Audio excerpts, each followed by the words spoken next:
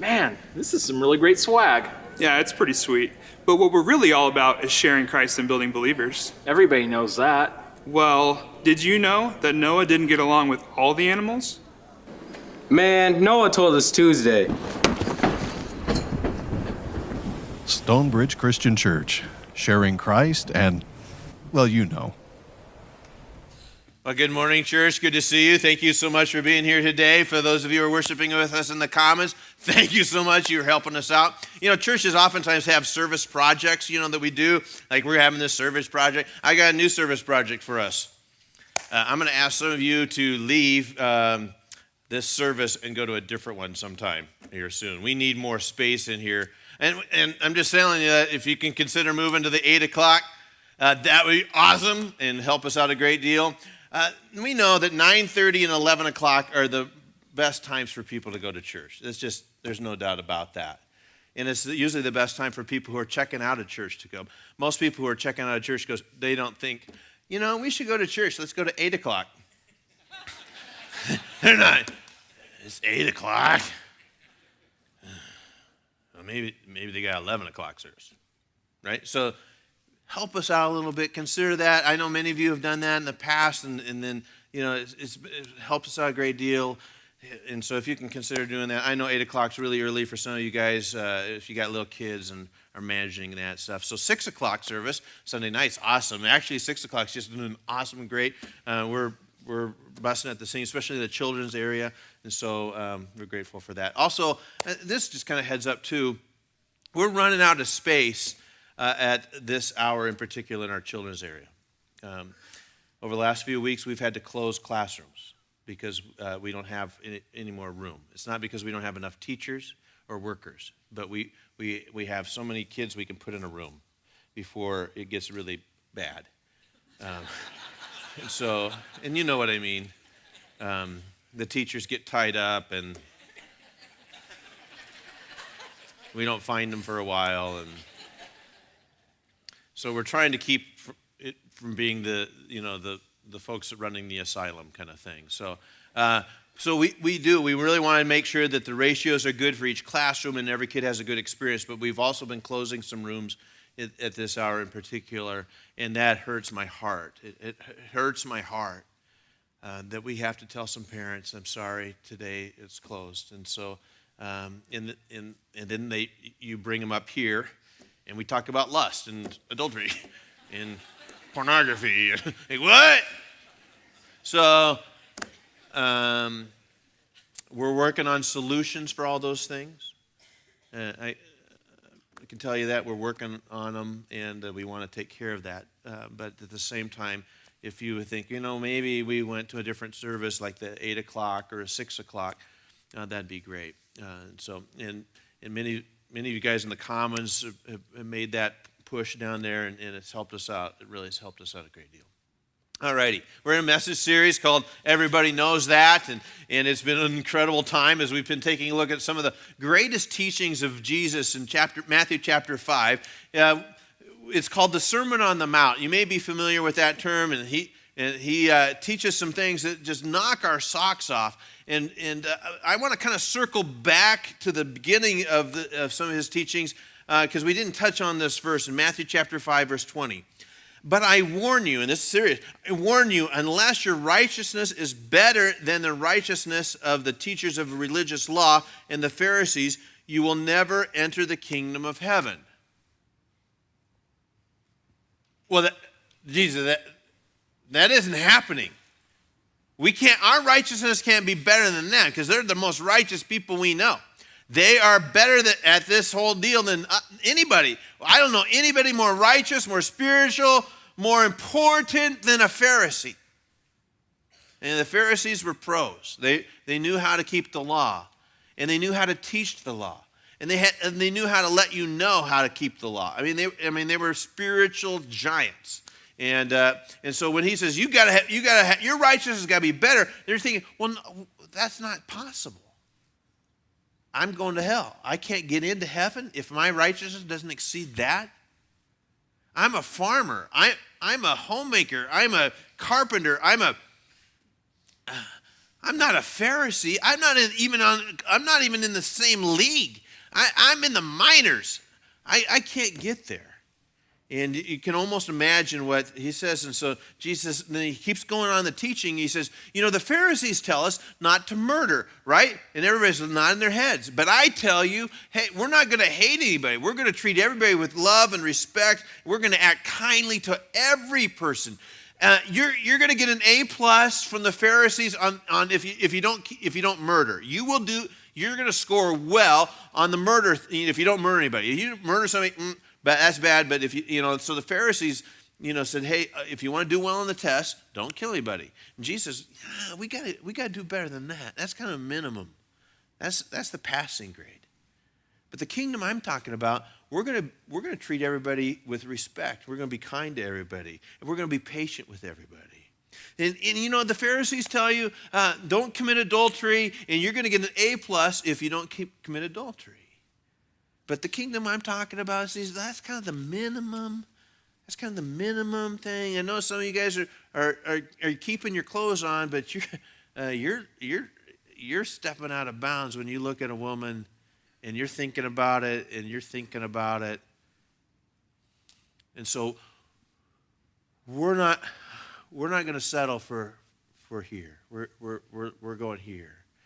And then he says, I know the Pharisees say that if you tell the truth, there's moments when you need to tell the truth. So you're going to invoke the name of God, and you're going to say, I swear to tell the truth, the whole truth, nothing but the truth, so help me God. Then you're not going to lie. But if you just say, I swear on my mother's grave, that might not be, you don't have to tell the truth. But us kingdom people, we're gonna be truth tellers. We're not gonna fudge on anything. We're gonna be honest people. So he keeps on going, and he redefines for us how to do life. Here in Matthew chapter 5:38, you have heard the law that says the punishment must match the injury, and we know this, right? An eye for an eye and a tooth for a tooth, right? We know that. If somebody, pokes you in the eye, you can poke them in the eye. Somebody knocks a tooth out, you can knock their tooth out. That's the law. That's fine. And everybody knows that, right? You're not going to amp it up. If somebody pokes you in the eye, you're not going to poke them in both eyes, because that'd be mean. But this way, it's just even Steven, right? And we're just getting even. We're not seeking revenge. We're just getting even.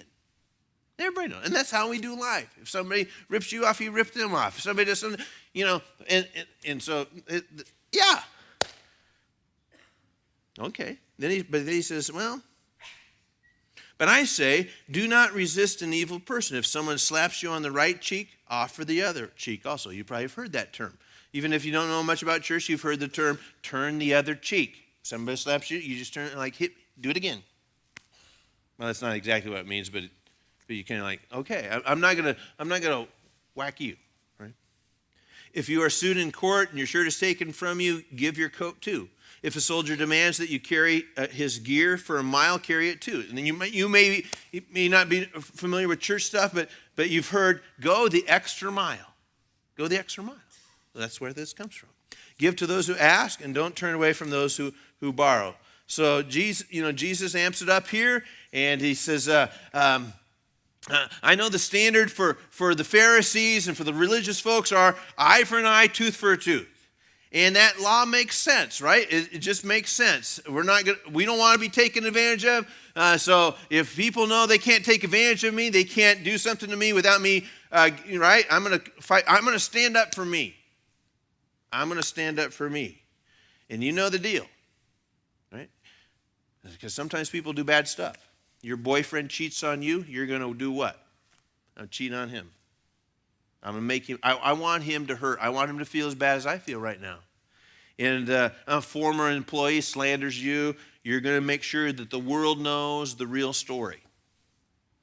You're just protecting yourself. You're protecting your reputation. It's just an eye for an eye, tooth for a tooth. You got respectable boundaries when it comes to this behavior. And then Jesus drops another one here.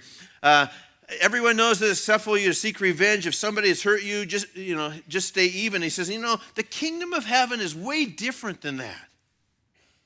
You know, in Jesus' day, if you wanted to show disgust for another person, you slapped them on the cheek. You weren't trying to hurt them, but you were just going to show them, hey, I'm disgusted with your behavior right now. I don't like the way you treat me. I don't, you know, and so today we would say, if you would spit on somebody. We find that disgusting, right? If somebody spits on us, we're like, wait a minute. And so we're much more cultured now. We just flip people off, right? Somebody cuts us off in traffic, we don't have time to spit. So we're going to flip them off. We're just going to show, you can't do that. You can't treat me like, you can't cut me off without me letting you know you cannot take advantage of me in my kindness. Somebody flips you off in traffic, you do what? Flip them off. I'm going to show them, you can't do that. In fact, you might chase them down. I'll show you. You can't be like that, right? If somebody treats you bad, you're just like, hey, you cannot treat us like that. I'm just looking out for me, protecting myself. I'm not trying to inflict harm, but I'm just saying, you slap me across the cheek, I'm going to slap you. You cannot insult me without me getting a chance to do that to you. Somebody posts something hurtful on Facebook, you can too.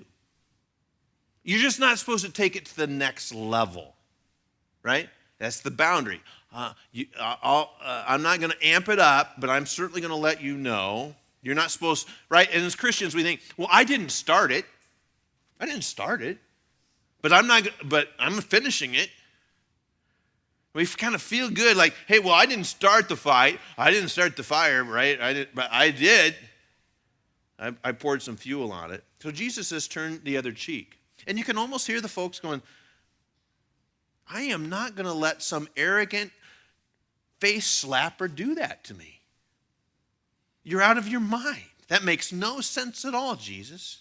Otherwise, I'm going to be humiliated all the time. Somebody has to stand up for right. And Jesus says, I understand. In fact, I understand why you would want to do that. But if you return the slap, we are violating the standard of love that God has for our lives. And then Jesus said, well, somebody makes a business deal, it gets a little messy, a little sideways, a little complicated, a little heated, and there's a lawsuit. The Pharisees would say, it's okay if you want to countersue. Fight for your rights. And Jesus says sometimes it's just better to let the aggressor have what they want, maybe even a little bit more. So if they want the shirt off your back, you give them the coat. And again, the people are like, well, Jesus, that's dumber than dumb. That's dumber than dumb. People are going to sue us all the time. They're just going to take advantage of it. They're going to say I owe them and I don't, but I'm not going to stand up. It's like they're going to want my shirt. I'm going to have to give my coat. Dumb. Nobody's going to survive the business climate like that.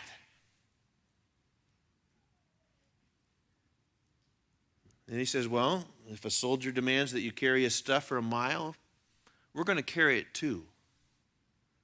See, in Palestine, the folks were being ruled by the Romans, and therefore they were occupied by the Romans. They had, soldiers and lots of communities and people moving back and forth. The Romans were moving, and soldiers were coming and going, and it was the law. It was understood that if a Roman soldier asked you to carry his pack, you would have to carry it for a mile. Now, this was the Jews probably hated this as much as anything, because they hated the Romans, and they hated that they were heathens, and that they would require tax money from them. But they really didn't like it when a Roman soldier said, hey, you, carry my pack. And the pack is heavy, it smells like sweat. If you've ever had a kid play football, and you know how it is after a game, it's horrible. It's horrible. Sure, I'd love to carry Mitch, I'd love to carry your equipment for a mop. No, I'm not carrying it. It smells. It stinks. And this pack smells like a stinking Roman soldier. And I'm not going to carry his pack. So Jesus says, don't go just 1 mile. We're going to go 2. We're going to carry it. Yeah, I know you don't. Like, Jesus, I don't even want to carry it 1 mile. Why would I carry it 2? Well, we're going to do a little love here. We're going to make, and we're going to freak them out. We're going to bother them. I think instead of dumping the pack at the mile marker, we're just going to keep on walking. And Jesus isn't finished. He says, we're also going to give to those who ask.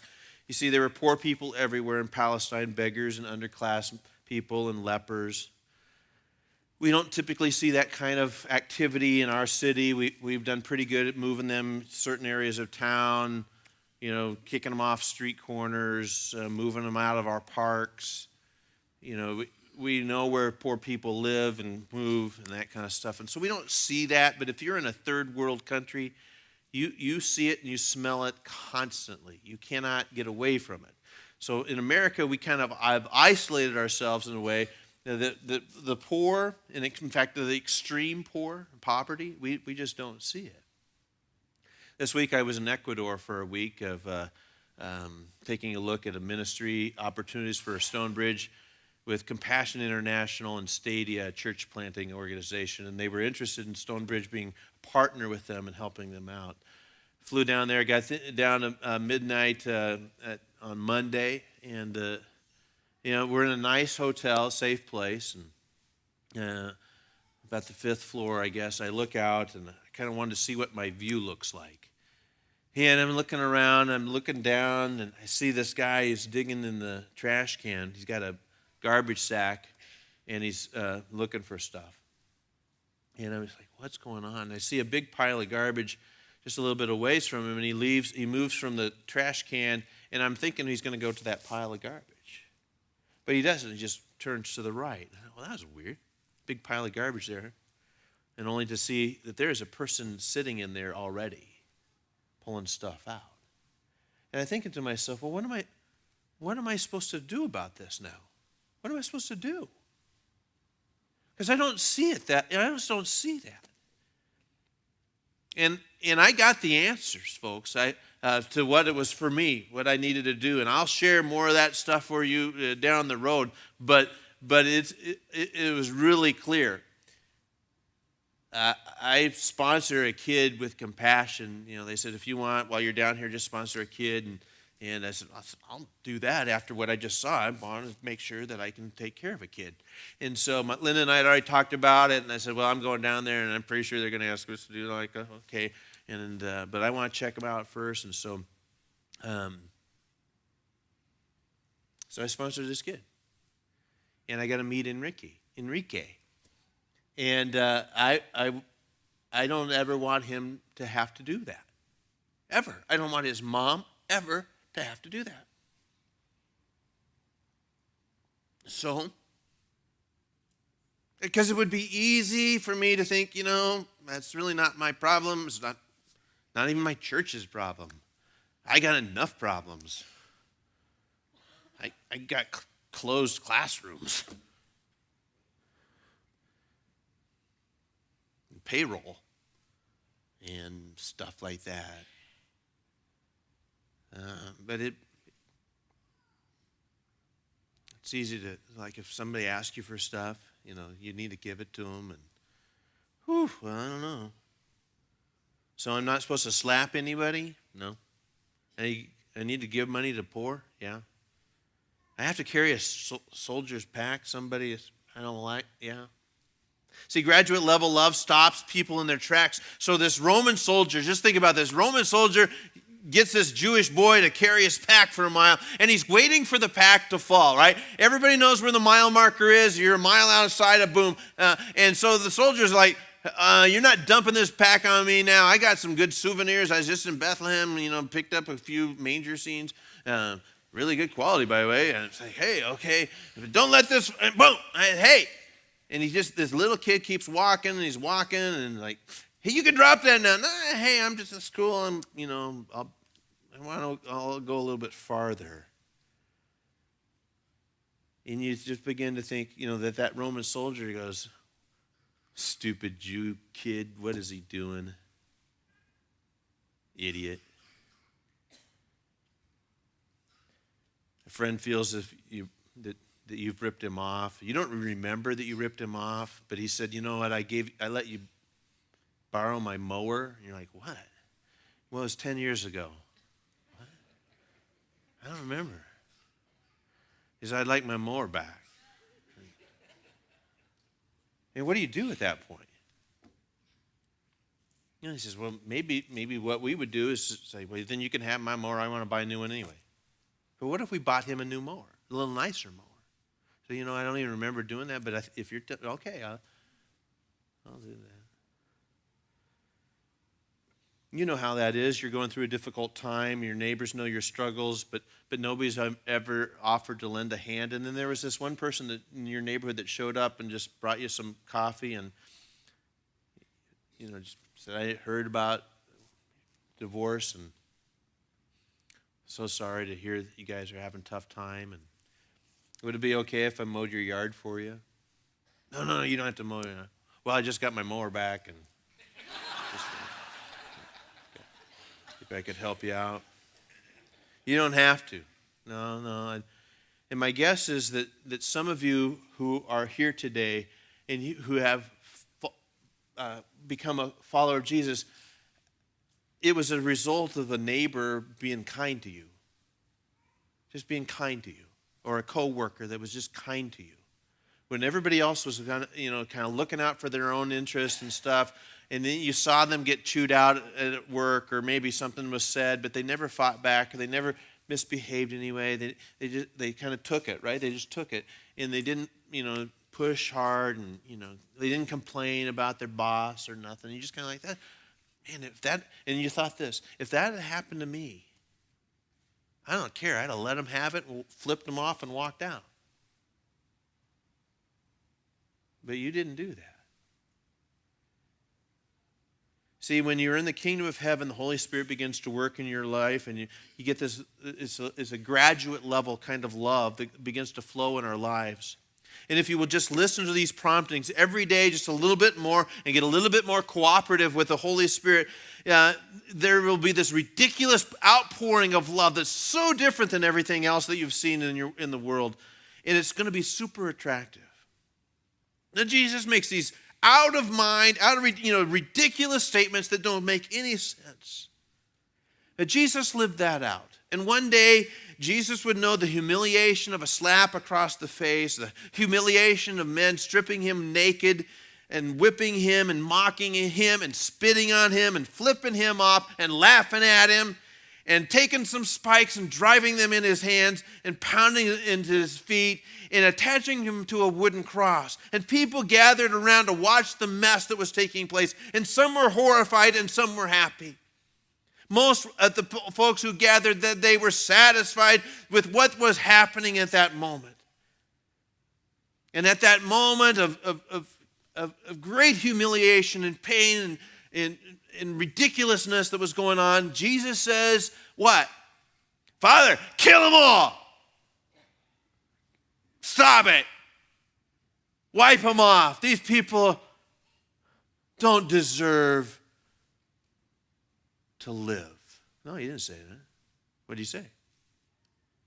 Forgive them. Forgive them. Because they don't know what they're doing. I don't know if that's even true. I think they did know what they were doing. Some of them that day. Most remarkable words. It's graduate level love. So much so that at that moment that was happening, those stinky, smelly Roman soldiers, someone mustered up enough courage that one of those guys said, truly, this is the Son of God. Now, I don't know if this is true. I kind of like to think that maybe this would be true. But maybe it was a soldier that one day asked some punk little Jewish boy to carry his pack, and he said, all right, walks a mile with it. Doesn't dump it at the mile marker. Just keeps on going. And the soldier's like, dumb kid. All right. And they get to mile marker 2, and Jesus says, that's fun. See you around. Maybe at that moment that young soldier is standing at the foot of a cross and sees what's going on. Recognizes, oh, I've seen that face before. I don't know if that happened. Probably didn't. But it could have. See, Jesus battled for the souls of men and women that day, and it was not being he wasn't battling for it with revenge. He was battling for it with love. The love that melts the hearts of people who are far, far away from God. The battle for souls are not going to be fought with the sword of revenge. It's not, but because people never have been brought closer to Jesus because somebody took it out on them. Somebody slapped them around. Somebody flipped them off. Nobody gets closer to Jesus when somebody flips you off, right? It doesn't happen. It doesn't happen when we say, you know what? I'm gonna get you. But people who have been slapped, who have been willing to turn the other cheek, who are willing to help the poor when everybody else kind of misses it, who are willing to, wait, here's my coat, too. That gets people's attention, right? Right? So let's do a little graduate level love this week. Perhaps when you're walking and navigating through the world that you live in, and you begin to get a little promptings of the Spirit, and you get a little irritated because somebody doesn't, pull it back a little bit and see what happens. Somebody takes advantage of you. Because someday you're probably going to go, you know what? A couple years ago, I'd have let them have it. I'd have let them have it. But I'm not going to do it today. Let's pray. God, thank you so much for not letting me have it. It's quite possible that I would have been in a crowd of people yelling and screaming for some righteousness that I believed needed to take place because I thought you were crazy and you were blaspheming. And